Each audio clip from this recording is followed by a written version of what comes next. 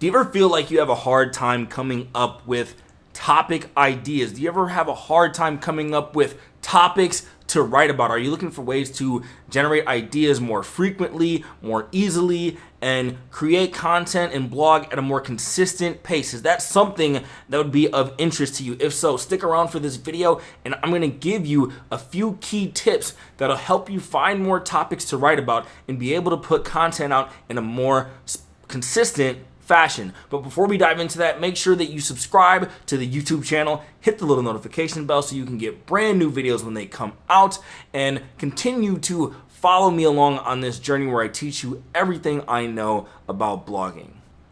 I've actually started to revisit a source that I used to use way back in the day, and this is a really good place to find topic ideas to write about, and this is a website called Quora.com. So Quora.com is a website where people pose questions and anyone who is on the website Quora can answer those questions. Now, Quora kind of has its own ecosystem where you can get a lot of views on Quora and use it to kind of generate traffic to your website, promote products, get people back to your blog, etc. But really, I just use Quora as a place to help me generate ideas that I can translate into blog posts that I post elsewhere, usually on the website medium.com. So my strategy for Quora is I will look for topics that are in the range of things I talk about, things like self-improvement, life lessons, life advice, creativity, writing and blogging, things that I kind of have my knowledge base in. I'll find questions on Quora that are interesting to me, and then I'll go ahead and answer those questions on Quora, but kind of while I'm doing it, I'm making sure that I'm kind of formatting my answer as a blog post while I'm writing it on Quora. So once I'm done, I publish it to Quora. If I get some views on it, that's great. I don't really care about the views on Quora. What I really care about is translating that over to other mediums to publish my blog post. And the really cool thing about using Quora is often you can come up with really good topic and headline ideas based on the question. And this is because this is someone's exact thoughts coming straight from their head. And 9 times out of 10, they're not going to be the only person in the world who's thinking that. So when they ask a question, they're really asking something a lot of people want to know. And if you answer that question well and you translate that into a headline, you can have a very successful article. So recently I wrote an article called 10 Really Small Things That Tell You a Lot About Someone's Personality. That was an idea that I got from Quora from someone asking the question, what are some really small things that tell you a lot about someone's personality? I translated that into an answer. I published that as a blog post on Medium and it went viral and it got over 100,000 views just this month. So that shows you the power of tapping into Quora and using ideas that people have already come up with. I'm going to include this one that I've already included in several videos, but it's such a gold mine kind of technique and I've seen people get really good results with it that I want to remind those of you who haven't tried it yet. And for those of you who have, and I've seen some of you comment, make sure you comment below so that other people understand how powerful this topic generation idea is, and that is the idea machine technique. So the idea machine technique is very simple. You write down 10 ideas for topics or headline ideas that you want to write about that day. And then you choose the best out of that 10, out of that list of 10 that you have, and then you go ahead and write an article about that topic. And what'll happen is 9 times out of 10, the idea will be bad, but there will be one golden nugget topic that you can cover. And when you cover that topic over and over again, writing 10 ideas a day every single day, you're going to have a collection of really good ideas that are a very small subset of the total ideas that you generate.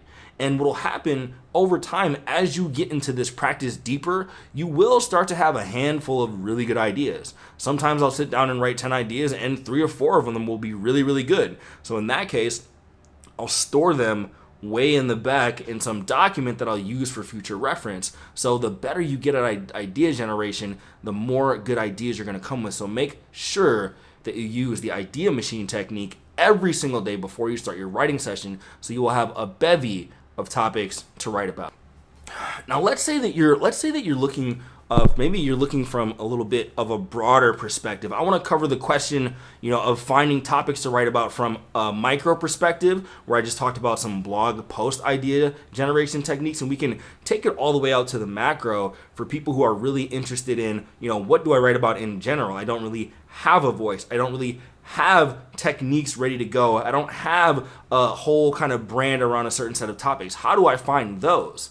And, the number one thing you're going to do is obviously experiment with things that stick, but there are certain kind of questions that you can ask yourself that will lead you more to the topics that might be good for you to write about. So one question you should ask yourself is, what is something that, you find yourself just constantly talking about over and over again? Like if you were allowed to talk and nobody would tell you to shut up, what would you sit down and talk about for hours, right? So I was heavily into self-improvement before I started writing about it. I was in the kind of that psychology, self-improvement, business realm, and I was already talking up with my friends about this constantly, so it was a natural bridge to write about that as a topic.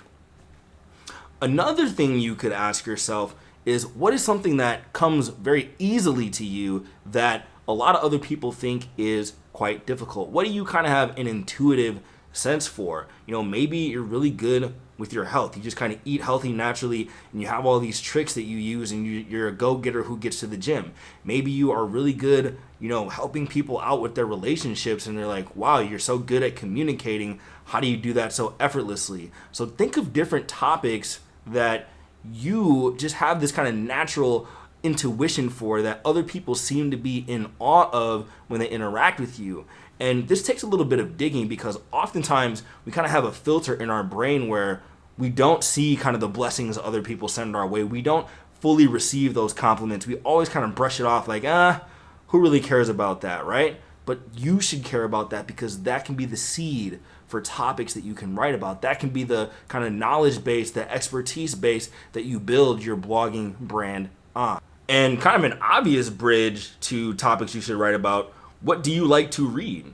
What are the books, what are the genres that you are really into? That is what you should be choosing as a topic to write about, especially because you're feeding that sort of information into your brain. You're already familiar with the style, you're familiar with the information, you're familiar with the content, you're familiar with the popular authors in that niche. The books you read could be a great source for telling you what to write about. If you look at me, I'm kind of standing on the shoulders of giants here. For the most part, I don't do anything else but remix the work of established, well-known, credible authors, inject some of my personal experience into it, and develop and hone my own kind of unique writing style. That's really all that writers do for the most part. We borrow knowledge from the past, we remix it, we add our own personal experience, and we develop a writing voice over time and kind of synthesize that information to put out what we want to the public.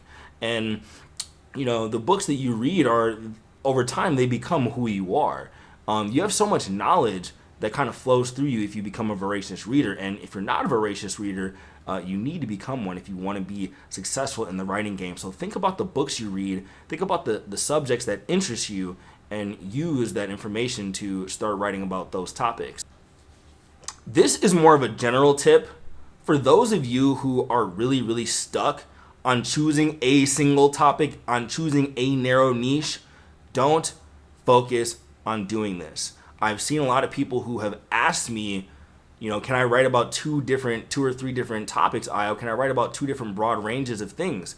And my answer is, if that's going to help you be more productive than sitting in loops of procrastination where you're trying to pick one, you might as well do two, right? It is my preference that you would focus on one first and get really good at that before you bridge out onto others. But if it is causing you to be frazzled and it's causing you to have this stuck mindset where you're not putting content out, feel free to experiment with different topics. That's the great thing about medium.com, the website that I'm often pushing and preaching on these videos, is that you can succeed, and I have seen writers succeed as eclectic writers who talk about different subjects. I talked about this in my last video, where a lot of writers are becoming successful on Medium because they are using that hybrid model of covering different topics at the same time. So you can do this, but make sure you choose whatever strategy is going to be more efficient for you.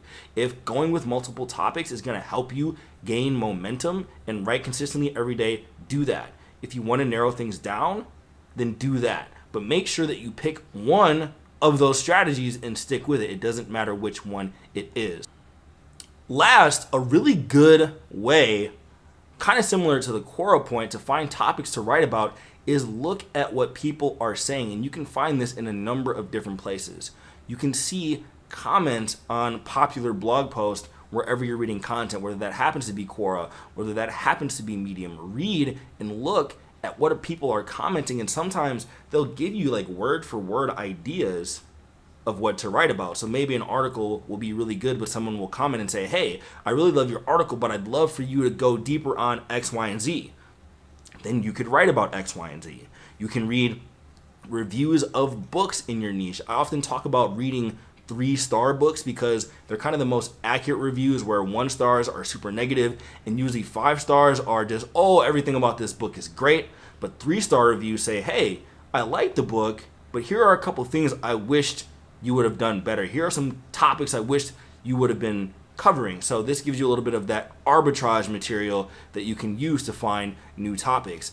And there's so many different places you can see where people are expressing their thoughts, from Quora to Medium to book reviews to forums to Reddit. There are so many websites where people are just vomiting out their thoughts. Look at what your friends on Facebook are talking about. You know, in general, your pattern should be learning how to become an observer of what human beings are talking about constantly, because even the most kind of banal human life is full with interesting subjects that you could write about if only you would open your eyes and pay attention. So those are a few quick hitting tips for you. I hope you found value in those, and I hope you are going to get your butt in the chair and write your next blog post today. In the description below, you're gonna find all sorts of links that are gonna help you improve your blogging career. So make sure that you check everything out below, from my free courses on Medium to my paid course on Medium to my resources to help you start a blog. That's something I think everyone should do regardless of whether or not they're going to be publishing on Medium. You should have a home base for your articles. Check out all the resources below, and I will see you on the next video.